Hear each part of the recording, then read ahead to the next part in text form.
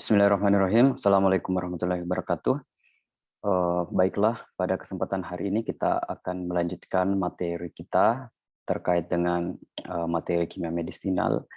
Dan pada kesempatan hari ini kita akan membahas terkait dengan hubungan antara struktur obat dengan proses metabolisme.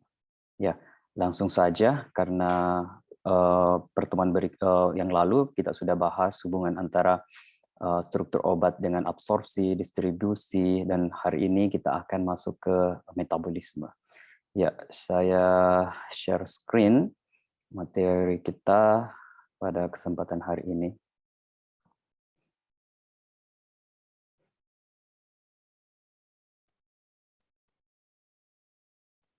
Oke, jadi metabolisme merupakan bagian dari proses di dalam tubuh kita di mana obat akan diubah baik dalam bentuk mengubah obat yang dari tidak aktif menjadi aktif maupun sebaliknya dari aktif menjadi tidak aktif. Dan kemudian metabolisme juga berarti bahwa bagaimana membuat obat tersebut menjadi lebih mudah larut dalam air atau bersifat lebih polar sehingga dia lebih mudah untuk diekskresikan dari tubuh. Kemudian prinsip lainnya juga bahwa metabolisme itu berperan untuk membuat obat itu menjadi less toxic atau tidak beracun, tidak bersifat toksik dalam tubuh, yang mana proses metabolisme lah yang memiliki peranan besar dalam hal-hal tersebut yang saya sebutkan tadi. Ya, lanjut saja. Structure relationship to the metabolism, artinya hubungan antara struktur obat dengan proses metabolisme di dalam tubuh. Next.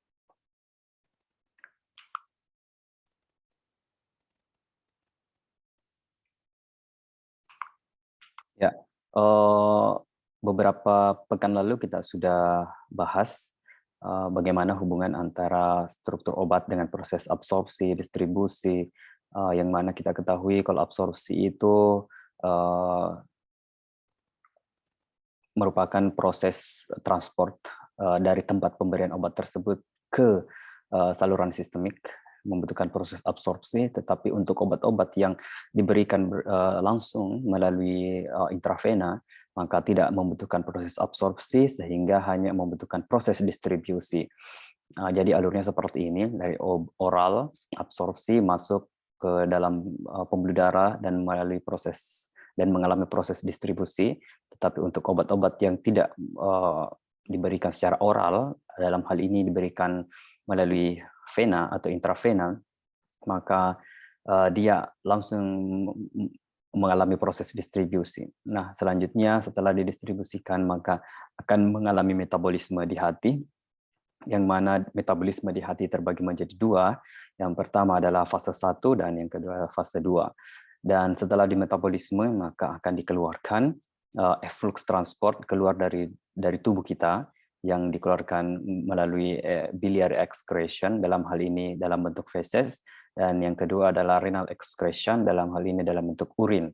Dan ada juga excretion lainnya dalam bentuk intestinal excretion yang bermakna bahwa setelah obat tersebut terdistribusi di seluruh tubuh, maka sebagian obat itu akan dikeluarkan dari saluran yang saya maksud adalah dalam saluran pembuluh darah dan dikeluarkan ke intestinal. Ada beberapa obat yang diekskresikan ke intestinal untuk mengalami proses selanjutnya. Oke, drug metabolism. Jadi apa yang dimaksud dengan proses metabolisme? Nah, teman-teman perlu ketahui bahwa organisme hidup itu tentu akan mengalami yang namanya metabolisme. Apapun komponen yang masuk ke dalam tubuh kita akan mengalami proses yang namanya proses metabolisme. Nah, yang dimaksud dengan metabolisme adalah ada terjadinya proses biotransformation atau biotransformasi dari obat tersebut yang terjadi di dalam tubuh yang typically atau pada umumnya itu mengubah obat tersebut dari non-polar menjadi lebih polar. Artinya lebih mudah untuk dikeluarkan dari tubuh kita. Jadi kalau yang bersifatnya non-polar itu kan dia lebih larut lemak sehingga retensinya di dalam tubuh itu lebih lama. Sementara obat yang bersifat polar itu artinya obat tersebut akan lebih mudah untuk dikeluarkan dari tubuh melalui ekskresi via urin. Oke, jadi pada prinsipnya proses metabolisme adalah proses perubahan struktur obat sehingga obat tersebut bisa menjadi lebih polar sehingga lebih mudah untuk dikeluarkan dari dalam tubuh kita. Meskipun demikian, ada juga makna metabolisme lain ketika proses membuat obat tersebut menjadi polar itu tidak berhasil, maka ada proses-proses selanjutnya. Yang intinya adalah proses tersebut bertujuan untuk membuat obat tersebut lebih sederhana dan lebih mudah untuk dikeluarkan dari dalam tubuh. Okay, the metabolism of orally administered drug by gastrointestinal and hepatic enzymes resulting in a significant reduction of the amount of unmetabolized drug reaching the systemic circulation. Jadi metabolisme obat-obat yang diberikan secara oral itu yang terjadi di gastrointestinal dan di hati yang dilakukan oleh enzim. Jadi ketika orang mengkonsumsi obat, maka khususnya untuk obat oral, jadi dikonsumsi per oral, maka obat tersebut pasti akan mengalami yang namanya metabolisme lintas pertama. Metabolisme lintas pertama bisa terjadi di usus atau gastrointestinal, bisa juga terjadi pada hati atau hepar, yang mana yang berperan di dalamnya adalah enzim-enzim metabolisme. Yang ketika terjadi metabolisme lintas pertama ini, maka pastinya obat-obat utuh yang belum dimetabolisme itu pasti jumlahnya berkurang. Nah, jumlahnya berkurang sehingga lebih sedikit lagi obat untuk masuk ke saluran sistemik. Nah, ini artinya. Berarti untuk obat-obat yang tidak diberikan per oral, maka dia tidak akan mengalami metabolisme lintas pertama, sehingga jumlah obat yang diberikan akan sama persis dengan jumlah obat yang beredar di dalam tubuh kita. Nah, itu perbedaan antara obat per oral dan obat per sistemik intravenous. Nah, ada beberapa prinsip dalam proses metabolisme obat. Yang pertama adalah drug metabolism often converts lipophilic chemical compound into more hydrophilic, artinya more water soluble. Jadi prinsip pertama dari metabolisme adalah bagaimana membuat obat yang bersifat lipofilik atau bersifat larut lemak atau kecenderungannya ke lemak itu lebih besar, itu akan diubah menjadi obat yang bersifat hydrofilik atau kelarutan di dalam airnya lebih besar dibandingkan kelarutannya di dalam lemak. Hal ini bertujuan agar, ya tadi saya sudah singgung bahwa hal ini bertujuan untuk membuat obat tersebut lebih mudah untuk diekskresikan. Jadi di sini saya membuat ilustrasinya dari obat yang bersifat lipofilik diubah menjadi obat yang bersifat hydrofilik. Itu adalah prinsip pertama, ya, mengubah obat yang bersifat lipofilik menjadi obat yang bersifat hydrofilik. Selanjutnya, prinsip kedua adalah the drug become less effective or become more effective and may be converted to less toxic or more toxic metabolites or to metabolites with different type of effect or toxicity. Jadi proses metabolisme obat yang pertama tadi kan mengubah dari obat yang bersifat lipofilik menjadi hydrofilik sehingga mudah untuk diekskresikan. Yang kedua, metabolisme juga dapat membuat obat tersebut menjadi less efektif atau efektivitasnya berkurang. Nah, karena tadi beberapa obat mengalami metabolisme lintas pertama sehingga jumlah yang diberikan menjadi lebih sedikit, sehingga efek yang ditimbulkannya pun akan berkurang. Inilah yang dimaksud dengan become less effective or become more effective. Nah, ada juga obat yang ketika mengalami metabolisme, maka dia menjadi sangat efektif atau dari prodrug, ada yang disebut dengan prodrug. Jadi dari prodrug menjadi drug, active drug. Jadi yang diformulasikan dalam bentuk prodrug yang dia tidak aktif, nanti setelah mengalami metabolisme di dalam tubuh akan berubah menjadi obat yang aktif. Nah, ini yang makna yang pertama, bahwa the drug become less effective or become more effective. Ya, jadi depend on the drug chemical compound. Jadi tergantung daripada obat tersebut. Beberapa obat yang ketika mengalami metabolisme lintas pertama maka efektivitasnya menurun. Nah, ini yang dimaksud. Kemudian beberapa obat juga ketika mengalami metabolisme maka dia efektivitasnya justru meningkat. Prinsip selanjutnya adalah maybe converted to less toxic or more toxic metabolites. Jadi tidak selalu bahwa ketika mengalami metabolisme maka obat tersebut otomatis dia menjadi less toxic atau toksisitasnya berkurang. Tetapi ada juga obat yang ketika di metabolisme maka dia akan menghasilkan metabolites. Metabolites itu adalah bentuk lain daripada obat tersebut, ataukah bentuk modifikasi dari obat tersebut akibat kerja enzim di dalam hati atau enzim lain yang ada di usus. Ketika di metabolisme maka obat tersebut menjadi more toxic. Jadi justru dia lebih toxic. Yang dimaksud dengan toxic adalah metabolitnya yang menjadi lebih toxic. Ataukah metabolit tersebut menjadi efeknya berbeda dengan obat aslinya atau parent compound-nya. Jadi obat aslinya setelah di metabolisme menghasilkan metabolit, metabolitnya tersebut kadang memberikan efek yang berbeda dibandingkan obat awalnya, atau memberikan toksisitas yang berbeda dari obat yang sebelum di metabolisme atau unchanged drug. Nah, di sini saya berikan gambaran metabolisme itu bisa membuat obat tersebut less toxic atau toksisitasnya menurun, bisa juga membuat more toxic, toksisitasnya justru meningkat. Juga metabolisme bisa membuat obat tersebut less efektif ataukah juga more efektif. Jadi tergantung lagi dengan jenis obatnya. Sehingga hal-hal semacam inilah yang perlu dipertimbangkan dalam menentukan struktur obat tersebut. Nah, karena ada hal-hal yang terkait dengan metabolisme yang perlu menjadi perhatian.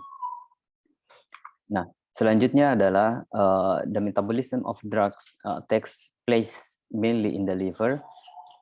Artinya bahwa in the liver yang khususnya berada di smooth endoplasmic reticulum of the liver cell.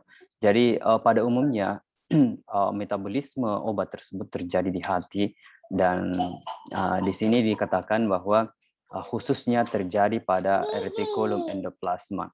Jadi reticulum endoplasma menjadi tempat metabolisme obat yang terjadi di hati. Nah, jadi kalau ditanya di mana tempat terjadinya metabolisme obat yang umum terjadi atau ya, mainly metabolism organ. Jadi mainly metabolism organ itu adalah hati dan tempatnya itu terdapat di reticulum endoplasma. Meskipun demikian, jadi di sini disanggah bahwa however other organs can also be involved in this process, such as kidney, lung, intestine, placenta. Jadi organ-organ ini juga berperan dalam proses metabolisme obat. Nah, jadi di ginjal menjadi salah satu bagian atau tempat terjadi metabolisme. Tidak semua obat, untuk obat-obat tertentu saja. Kemudian lung juga, paru-paru menjadi salah satu tempat metabolisme obat. Kemudian ada intestin, usus juga menjadi tempat metabolisme, dan plasenta ya bagi ibu hamil maka itu juga menjadi tempat metabolisme obat, sehingga tidak semua obat cocok diberikan untuk ibu hamil karena plasenta bisa menyalurkan obat tersebut ke janin, dan plasenta juga menjadi tempat metabolisme obat. Bayangkan jika plasenta tersebut memetabolisme obat dan ternyata obat tersebut menjadi high toxicity atau dia menjadi lebih toksik daripada obat awalnya atau parent drug. Oke, kita lanjut. Jadi pre-systemic metabolism. Jadi ada yang disebut dengan metabolisme lintas pertama yang tadi kita sebutkan, artinya metabolisme sebelum sistemik. Sebelum dia beredar ke seluruh tubuh, maka dia akan mengalami proses metabolisme lintas pertama yang terjadi di intestine. Jadi gut wall metabolism. This effect is known as first pass metabolism by intestine. Jadi metabolisme lintas pertama yang sering kita dengar bahwa metabolisme lintas pertama itu terjadi di usus. Nah, jadi itulah tempat pertama terjadinya metabolisme. Ada enzim yang bekerja yang mana enzim tersebut juga terdapat di hati, yaitu sitokrom P450 atau CYP3A that is present in the liver. Jadi dia sebenarnya ada juga di hati dan responsible, bertanggung jawab untuk metabolisme yang terjadi di hati, tetapi juga ternyata enzim ini juga ditemukan di intestinal mucosa. Jadi mukosa usus, dan juga enzim tersebut berperan dalam proses metabolisme beberapa substrat penting. Contohnya adalah siklosporin. Jadi artinya proses metabolisme lintas pertama yang terjadi di usus itu juga yang terjadi, proses metabolisme lintas pertama yang terjadi di usus itu yang berperan adalah enzim-enzim yang juga ditemukan di hati. Oke, kita lanjut. Nah, berarti informasi tambahan yang bisa teman-teman dapatkan bahwa sering kita mendengar metabolisme lintas pertama, di mana metabolisme lintas pertama artinya sebelum obat tersebut memberikan efek atau beredar ke seluruh tubuh, maka dia akan mengalami metabolisme. Nah, metabolisme tersebut terjadi di usus. Untuk obat-obat yang diberikan per oral, maka metabolisme tersebut terjadi di usus. Dan yang berperan dalam proses metabolisme obat tersebut adalah enzim-enzim yang juga ditemukan di hati, yakni cytochrome P450 and CYP3A. Jadi enzim tersebutlah yang berperan dalam metabolisme lintas pertama yang terjadi di usus. Nah, inilah yang disebut dengan pre-systemic metabolism. Nah, setelah mengalami metabolisme lintas pertama di hati, maka lintas pertama di usus, maka selanjutnya adalah systemic metabolism. Systemic metabolism artinya setelah obat tersebut beredar ke seluruh tubuh dan melintasi hati, dan tentunya hati akan memetabolisme obat tersebut. Hepatic metabolism. After a drug is swallowed, it is absorbed. Jadi dia akan terserap by the digestive system and enter the hepatical portal system. Jadi teman-teman bisa membayangkan bahwa ketika obat tersebut diberikan per oral, maka dia akan diabsorpsi masuk ke dalam pembuluh darah dan akan melewati hati, dan hati akan melakukan metabolisme obat tersebut. Nah, dan kemudian the liver metabolize many drugs, jadi such as propranolol, sometimes to such an extent that only a small amount of active drug emerges from the liver to the rest of the circulatory system. This first pass through the liver does reduce the bioavailability of the drug. Nah, metabolisme juga jadi beberapa obat juga sebelum dia beredar ke seluruh tubuh, maka dia akan mengalami metabolisme terlebih dahulu di hati. The liver metabolize many drugs, sometimes to such an extent that only a small amount of active drug emerges from the liver to the rest of the circulatory system. Jadi metabolisme lintas pertama juga terjadi di hati. This first pass through the liver does greatly reduce.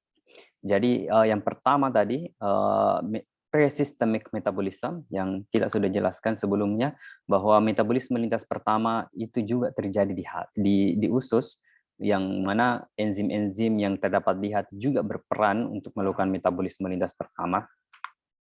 Selanjutnya, setelah masuk ke dalam sirkulasi sistemik, maka hati pun berperan. Hati juga akan melakukan proses metabolisme untuk beberapa obat. Jadi sebelum obat tersebut beredar ke seluruh tubuh, maka hati akan melakukan metabolisme, dan setelah obat tersebut beredar lagi ke seluruh tubuh, maka hati pun akan berperan untuk melakukan proses metabolisme. Dan tentunya proses metabolisme ini karena metabolisme di hati ini sifatnya masif, dalam artian banyak obat yang akan mengalami perubahan, dan tentunya perubahan tersebut akan menurunkan bioavailabilitas dari obat yang kita konsumsi. Nah, sehingga ketika obat telah mengalami metabolisme, artinya akan ada perubahan struktur dari obat tersebut yang membuat bioavailabilitas dari obat sebelum metabolisme atau obat yang tidak mengalami perubahan itu pastinya akan berkurang. Ya, karena adanya enzim-enzim di dalam hati yang mereduce atau memetabolisme obat tersebut, sehingga bioavailabilitas obat awal itu akan berkurang. Apa itu bioavailabilitas? Bioavailabilitas itu artinya adalah ketersediaan obat tersebut dari tempat pemberiannya. Jadi ketika obat diberikan, misalnya dosisnya adalah 90% atau 100%, maka ketika mengalami proses metabolisme, maka bioavailabilitasnya akan berkurang.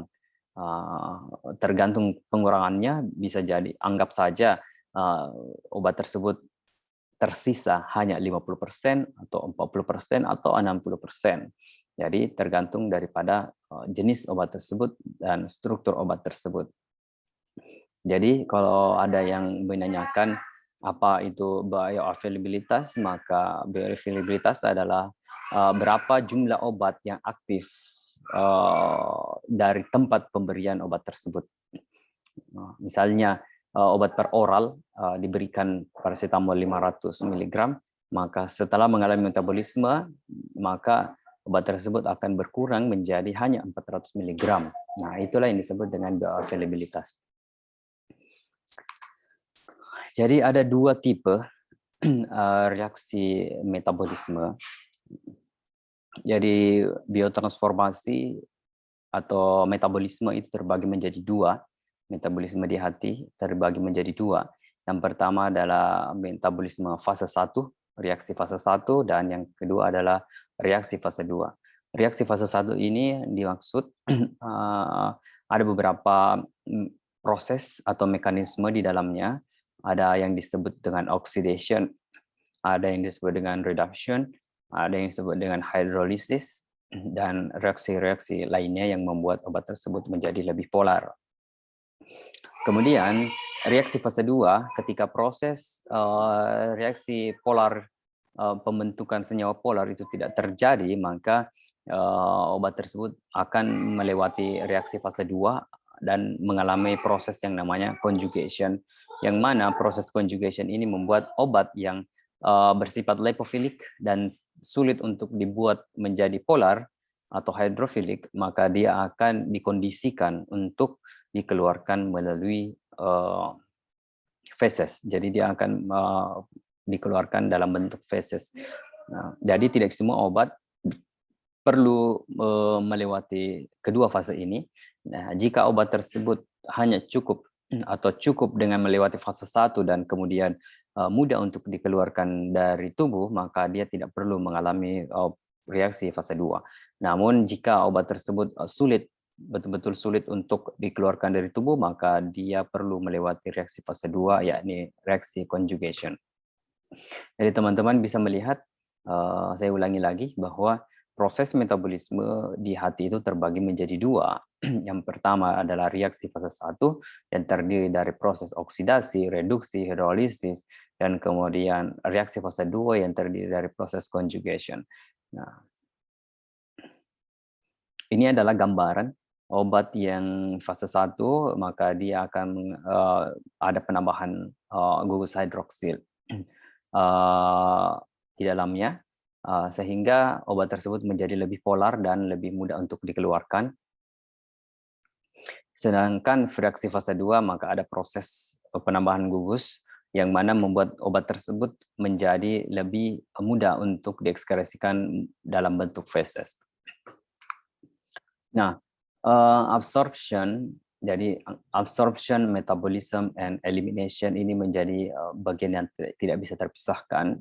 Ketika obat tersebut dikonsumsi atau diberikan per oral, maka dia akan mengalami yang namanya proses absorpsi, yang ketika beberapa obat tersebut akan langsung mengalami proses metabolisme fase 1, kemudian lanjut ke fase 2, kemudian diekskresikan. Beberapa obat juga mengalami proses metabolisme, tetapi terjadi perubahan atau modifikasi aktivitas, dan obat tersebut ada yang menjadi aktif, ada juga yang menjadi tidak aktif, dan selanjutnya melewati proses konjugasi atau fase 2, dan kemudian dikeluarkan dalam bentuk feses ataupun urin. Kemudian beberapa obat justru hanya langsung dikeluarkan saja, artinya obat tersebut dia langsung melalui fase 1 saja dan langsung dikeluarkan dalam bentuk urin. Untuk obat-obat, jadi ini adalah poinnya bahwa mengubah obat yang sifatnya lipofilik menjadi lebih hidrofilik.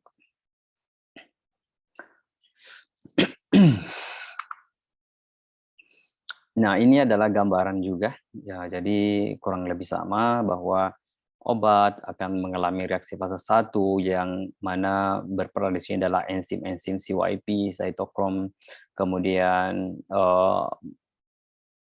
ada beberapa obat yang berubah menjadi aktif metabolit, ada juga yang menjadi tidak aktif. Kemudian beberapa obat akan mengalami metabolisme fase 2 dan kemudian menjadi obat-obat yang terkonjugasi yang lebih mudah untuk diekskresikan. Nah, kemudian, ini tadi yang saya singgung bahwa beberapa obat, ini anggaplah obat A, maka dia tidak melewati metabolisme fase 1, tetapi dia langsung masuk ke metabolisme fase 2 untuk kemudian dikeluarkan. Ada juga obat yang perlu melewati kedua fase tersebut. Jadi dia melewati fase 1, kemudian fase 2, kemudian diekskresikan.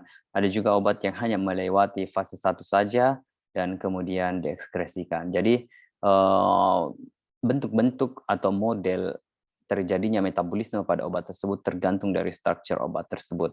Jika struktur obat tersebut bersifat atau terdiri dari rantai karbon yang panjang dan kemudian terdapat banyak gugus-gugus lipofilik, maka obat tersebut akan perlu mengalami proses yang lebih panjang pula untuk membuat dia lebih polar dan lebih mudah untuk diekskresikan. Sementara untuk obat-obat yang lebih sederhana dan lebih bersifat hidrofilik, maka dia akan lebih mudah untuk di metabolisme dan mungkin saja cukup hanya dengan metabolisme fase 1 dan siap untuk diekskresikan. Nah, ini adalah penjelasan terkait dengan fase 1 reaction, change drugs to more hydrophilic metabolites which are more readily excreted. Jadi metabolisme fase 1, ya tadi kita sudah singgung juga bahwa bagaimana membuat obat tersebut menjadi jauh atau menjadi lebih hidrofil, dan akan kemudian lebih mudah dikeluarkan dari tubuh. Kemudian introduce into the drug molecule site for phase 2 reaction. Kemudian beberapa obat juga akan setelah melewati fase 1, maka dia akan ditambahkan molekul-molekul tertentu atau dia di-induce atau introduce molekul-molekul tertentu atau gugus-gugus tertentu untuk proses reaksi di fase 2. Nah, di reaksi fase 1 juga membuat obat tersebut menjadi lebih less toxic atau menjadi lebih aman dalam artian bahwa dia lebih tidak toksik dibandingkan obat awalnya, obat permulaannya sebelum di metabolisme. Tetapi hal ini tidak selalu terjadi karena tadi juga kita sudah singgung bahwa obat yang di metabolisme kadang menjadi lebih less toxic, tetapi kadang juga menjadi lebih more toxic, jadi lebih toxic jadinya. Nah, khususnya untuk metabolit-metabolit yang terbentuk dari hasil proses metabolisme. Mostly occur in the endoplasmic reticulum. Jadi proses metabolisme di hati itu pada umumnya terjadi di reticulum endoplasma. Usually involve oxidation, reduction, hydrolysis, or other reaction. Maaf.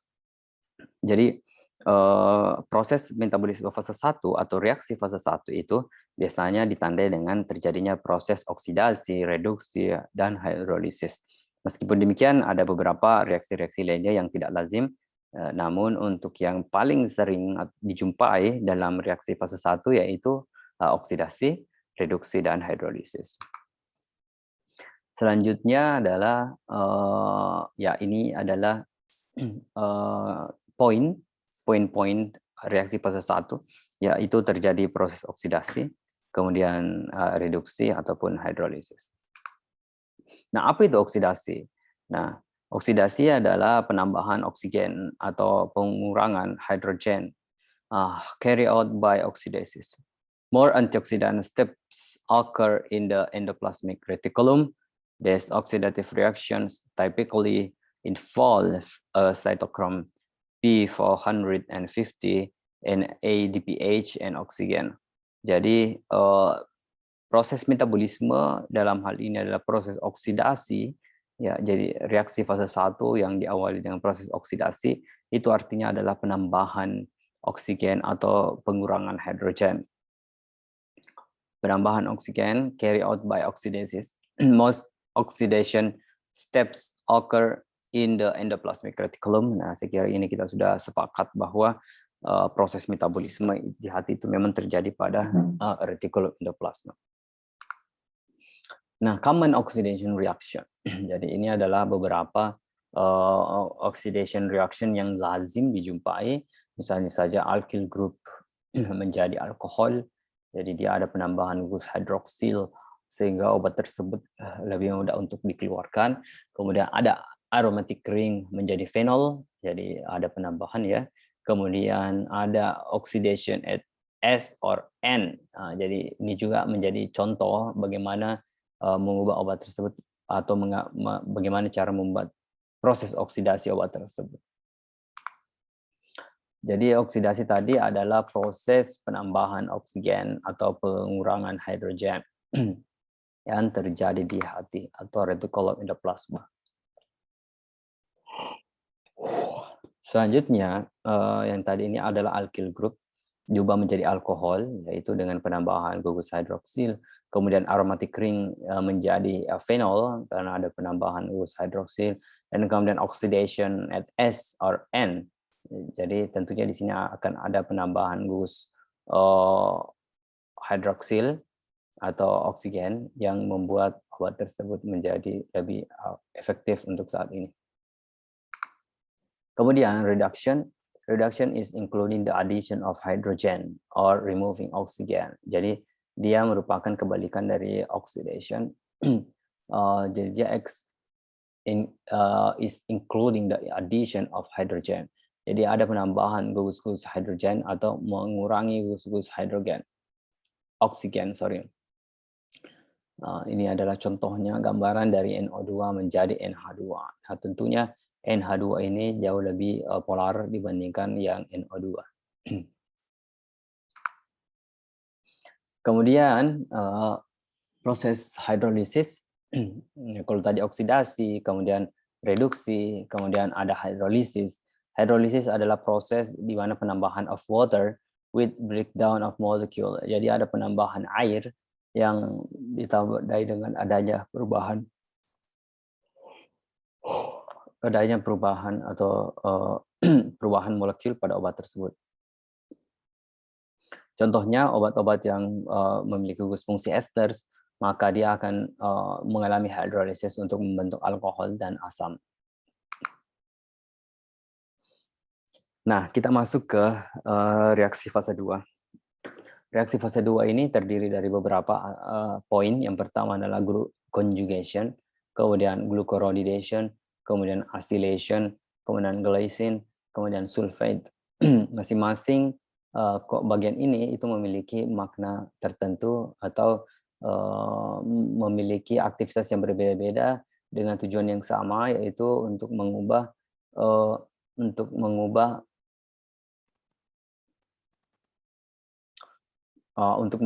obat tersebut menjadi lebih mudah untuk dikeluarkan dari dalam tubuh. Nah, itu poinnya. Jadi bagaimana menyederhanakan struktur obat tersebut sehingga lebih mudah untuk mengalami metabolisme untuk selanjutnya dikeluarkan dari tubuh. Nah, conjugation reaction covalently at large polar endogenous molecules to parent drug or phase 1 metabolite inactive or excretable. Jadi conjugation reaction, jadi dia akan membuat atau membentuk obat tersebut menjadi lebih mudah untuk diekskresikan melalui feses. Jadi lebih excretable.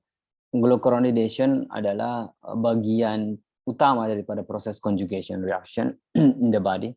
This occur in the liver. Jadi proses glucuronidation atau metabolisme fase 2 itu juga terjadi di hati, dan aliphatic alcohol dan phenol are commonly conjugated with glucuronide. Jadi beberapa obat-obat yang memiliki struktur atau gugus alkohol, phenol, itu akan mengalami proses glucuronidase di hati. Thus, hydroxylated metabolites can also be conjugated, for example, morphine. Jadi beberapa teman-teman sebelumnya juga siap untuk memberikan bantuan terkait dengan proses glucuronidase. Selain itu, ada juga yang disebut dengan acylation. Jadi acylation adalah proses di mana pemberian gugus-gugus asetil,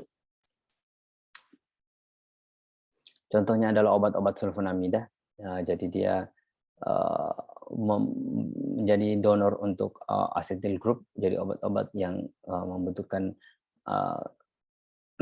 bahan tertentu yang membuat obat tersebut menjadi lebih mudah untuk dikeluarkan. Nah, itulah yang disebut dengan proses acylation. Kemudian glycine addition, jadi penambahan gugus-gugus glisin yang membuat obat tersebut menjadi mudah untuk dikeluarkan. Contohnya adalah nikotinik, asam nikotinat. Kemudian sulfat, penambahan ikatan sulfat pada obat tertentu yang membuat dia lebih mudah untuk dikeluarkan. Contohnya adalah morfin ataupun paracetamol. In most cases, the metabolites are inactive. However, occasionally the metabolite is also active, even to the extent that the metabolite may be the preferred compound to be administered. The original drug may take on the role of a prodrug, for example, codeine menjadi morfin, kemudian primidone menjadi phenobarbital. Jadi in most cases, di sini yang ingin saya sampaikan bahwa in most cases the metabolites are inactive. Jadi pada umumnya obat-obat yang di metabolisme itu tidak aktif. Namun beberapa metabolit itu justru menjadi lebih aktif dan memiliki aktivitas yang berbeda dibandingkan dengan senyawa induknya. Even to the extent that the metabolite may be the preferred compound to be administered.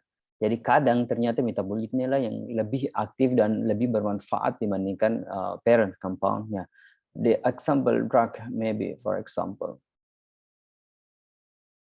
Contohnya adalah kodein, kemudian setelah dimetabolisme akan berubah menjadi morfin, kemudian ada juga yang disebut dengan primidone, setelah dimetabolisme akan berubah menjadi phenobarbital. Nah, itu adalah contoh-contoh yang ditemukan bahwa obat yang setelah mengalami metabolisme akan menjadi lebih aktif dibandingkan obat sebelumnya.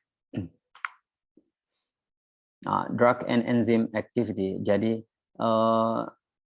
obat itu jadi obat tambahan selain yang kita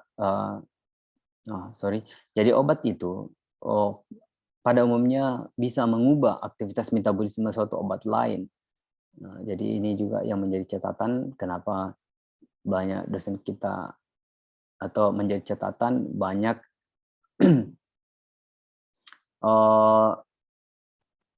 obat-obat yang dikonsumsi itu perlu mengalami penyetaraan dosis atau penyetaraan takaran, karena Atau perlu juga mempertimbangkan yang namanya pemberian obat secara bersamaan karena ada yang disebut dengan drug interaction atau uh, uh, bagaimana obat tersebut dapat meningkatkan aktivitas enzim, ada juga obat yang dapat menurunkan aktivitas enzim. Nah, ini yang tadi yang saya maksud. This alteration can be an increase by induction of enzyme activity or a reduction by competitive inhibition. Jadi ini adalah, nah ini tadi, sorry saya lupa jelaskan ini. Jadi obat itu, beberapa obat bisa menginduksi kerja enzim dan bisa juga mereduksi kerja enzim. Nah, sehingga obat yang diberikan kepada pasien itu sangat perlu dipertimbangkan interaksinya. Nah, contoh obat-obat yang dapat menginduksi atau meningkatkan metabolisme atau meningkatkan kerja enzim. Yang pertama adalah fenobarbital. Ini adalah contoh. Jadi dia akan bisa meningkatkan metabolismenya sendiri dan juga bisa meningkatkan metabolisme phenytoin dan warfarin. Kemudian cigarette smoking can cause increase elimination of theophylline. Jadi merokok ternyata itu dapat menyebabkan peningkatan ekskresi daripada theophylline. Kemudian alcohol dosing rates may need to be increased to maintain effective plasma concentration. Jadi alkohol juga berpengaruh dan meningkatkan aktivitas enzim pada obat tertentu. Inhibition, jadi beberapa obat ataupun makanan juga justru dapat mereduksi fungsi daripada enzim pemetabolisme. Contohnya adalah grapefruit, itu adalah anggur, di mana anggur ini dapat mengeliminasi warfarin, inhibits tolbutamide. Jadi, for example, warfarin inhibits tolbutamide elimination. Jadi warfarin ini justru menurunkan eliminasi tolbutamide, which can lead to the accumulation of drug and may require a downward adjustment of dose. Jadi, ketika orang diberikan obat tolbutamide dan ternyata bersamaan juga ketika dia mengkonsumsi anggur, maka eliminasi tolbutamide ini akan menurun, artinya menghambat kerja enzim untuk metabolisme tolbutamide, sehingga dosis tolbutamide ini akan meningkat di dalam tubuh dan pada akhirnya dapat menyebabkan yang namanya overdosis karena adanya warfarin.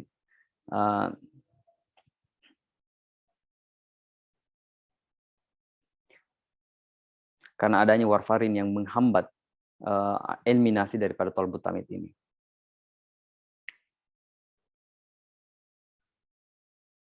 Selanjutnya adalah simetidin. Simetidin juga menjadi contoh di mana simetidin dapat menurunkan aktivitas enzim untuk beberapa obat. Nah, sehingga sangat diperlukan pertimbangan pemberian obat secara bersamaan karena jangan sampai obat yang diberikan secara bersamaan itu akan saling menghambat satu sama lain. Boleh jadi obat yang diberikan itu meningkatkan metabolisme, tetapi yang parahnya juga ketika obat tersebut justru menurunkan metabolisme sehingga dia beredar di dalam tubuh dalam jumlah yang besar dan sulit untuk dikeluarkan. Itu contohnya. Faktor-faktor lain yang dapat menyebabkan atau dapat mempengaruhi metabolisme, yang pertama adalah umur. Drug metabolism is lower in fetal. Jadi metabolisme obat pada bayi itu adalah sangat lambat. Kemudian neonatal and elderly humans than in adult.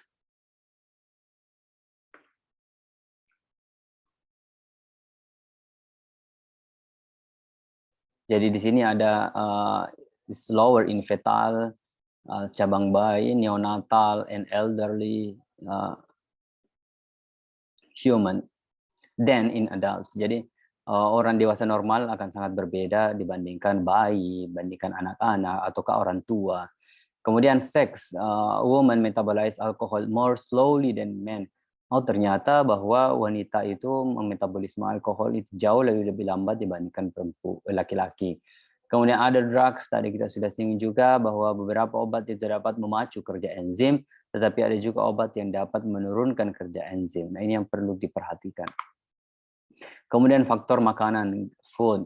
Grapefruit juice contains furanocoumarins, which inhibit drug metabolism by interfering with hepatic metabolism. Jadi grapefruit juga sangat penting karena dia juga bisa mempengaruhi metabolisme suatu obat, di mana dia akan mempengaruhi aktivitas kerja enzim cytochrome P450. Kemudian genetic variation. Jadi genetic variation ini artinya faktor genetik. Nah, faktor ras. Misalnya saja N-asetiltransferase yang merupakan yang berperan dalam proses reaksi fase 2 itu responnya itu sangat berbeda antara orang yang satu dengan yang lainnya. Ada yang meresponnya variation creates, jadi individual variation creates a group of people who acetylate drugs slowly and those who acetylate quickly. Jadi ada genetik tertentu atau ada ras tertentu yang dapat metabolisme obat secara cepat. Untuk obat-obat yang acetylate drugs, ada yang bisa metabolisme cepat, ada juga yang lambat. Nah, 13% orang Mesir justru dia adalah asetilator yang rendah.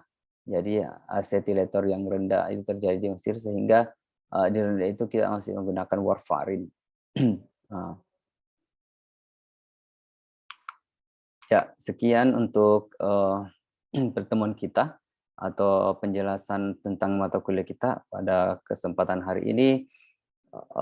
Tentunya akan banyak pertanyaan-pertanyaan yang muncul, dan oleh karena itu saya mempersilahkan kepada para audiens untuk memberikan pertanyaan atau sanggahan dalam bentuk komentar pada kolom komentar di bawah ini, dan kemudian kita akan bisa mendiskusikan apa yang menjadi kendala atau apa yang membingungkan daripada penjelasan ini. Kita akan bisa membuka sesi diskusi, dan tentunya saya akan merangkum semua pertanyaan-pertanyaan yang masuk, dan kemudian akan saya buatkan penjelasan khusus terkait dengan materi kita pada kesempatan hari ini. Sekian penjelasan materi saya. Semoga memberikan manfaat. Lebih dan kurangnya mohon dimaafkan. Billahi taufiq wal hidayah. Wassalamualaikum warahmatullahi wabarakatuh.